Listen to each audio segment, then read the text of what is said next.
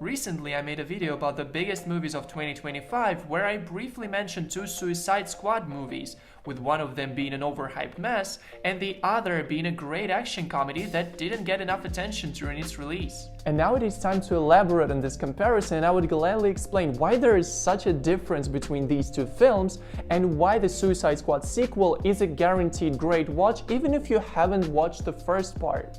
So I'm gonna divide it in 4 key elements. Oh, hold on. 4 key elements: the plot, the characters, the music, and the atmosphere. Starting with the plot, it's fair to say that none of the films have anything exceptional about them. Everything is as simple as it can be for an average comic book movie. But what separates Suicide Squad 2 from Suicide Squad 1 is the believability of the story. Let me explain. The first Suicide Squad begins with Amanda Waller putting together Task Force X, aka Suicide Squad. She presents it to the United States Department of Defense and gets the approval from the Secretary. And literally the next day the country is under heavy attack. Just imagine the odds of these two events happening so close to each other. It basically says, the script introduced a team of main characters and they immediately have to engage in a fight to drive the plot forward. Adding up to this, it was a really stupid decision to revolve around the global threat situation. It's not a film about the Justice League, it's a movie about a bunch of criminals. Lower the stakes, come on. We see a completely different scenario in the Suicide Squad by James Gunn, where it's not about saving the entire world and the objective comes before assembling the team. The conflict already exists and Task Force X must take care of it. And this sets the pacing of the story. Speaking of the pacing, sometimes the film jumps back and forth between different timelines, and this is a really great stuff because it allows us to get acquainted with the new characters, or it shows us something that we didn't see while some other important stuff was happening, and this is much more interesting to follow than a really linear story development in the first movie. Summing up, the plot of the second Suicide Squad is 10 times more entertaining and immersive. It has logic to it, the plot twists are great, and the whole thing just works in favor of the viewer. This is a perfect example of why good writing matters. The characters. It is such a great thing that these two films mainly have a completely different set of characters, because this way it is super easy to compare how well they were written into each of the stories. Because the Suicide Squad of 2016 was such a success at the box office, I'm gonna assume that the majority of you have already watched it. So take a second to remember how lazy and boring did these characters' cards look. I mean, characters' ability cards. Here's Deadshot, that's what he does. Here's Harley Quinn, that's what she does. Here's the Flamethrower Mexican. I suppose you've guessed what he does. In the Suicide Squad of 2021, there is twice as more characters, and it would have taken forever to introduce all of them in the beginning. Instead, we dive straight into action with someone we barely know, and their proper acquaintance comes a little bit later. This probably sounds weird when you listen to it, but trust me, it works great when you're watching. As for the way these characters get to be developed, it's all bad for the first movie as well.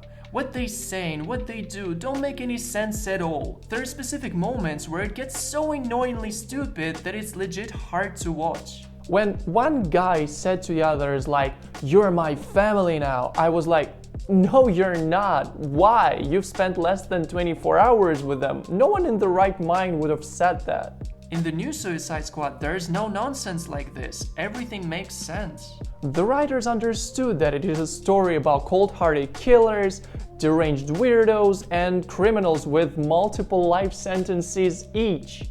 And they're forced to work together. They're not friends by any means, and their interactions with each other make it crystal clear. But this doesn't mean there is no chemistry between them.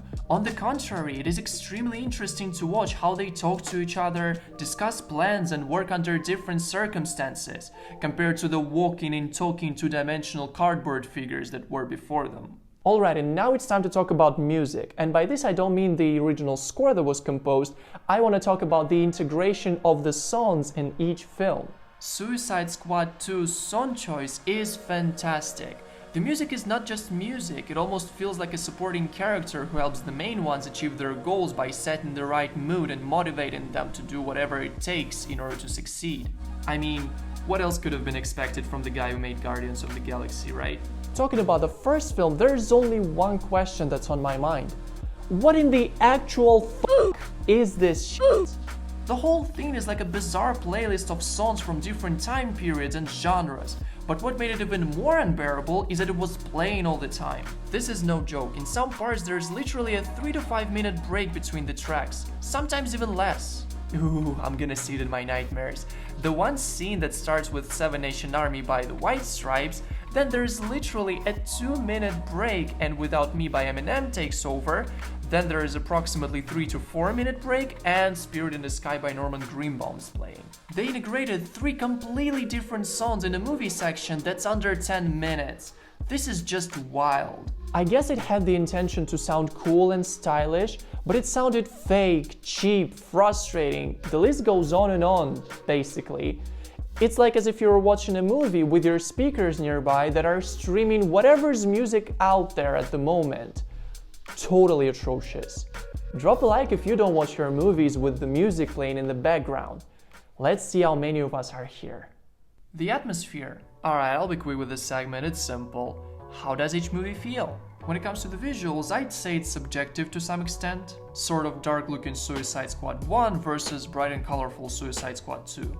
It's your choice. However, the overall tone has to be considered as well.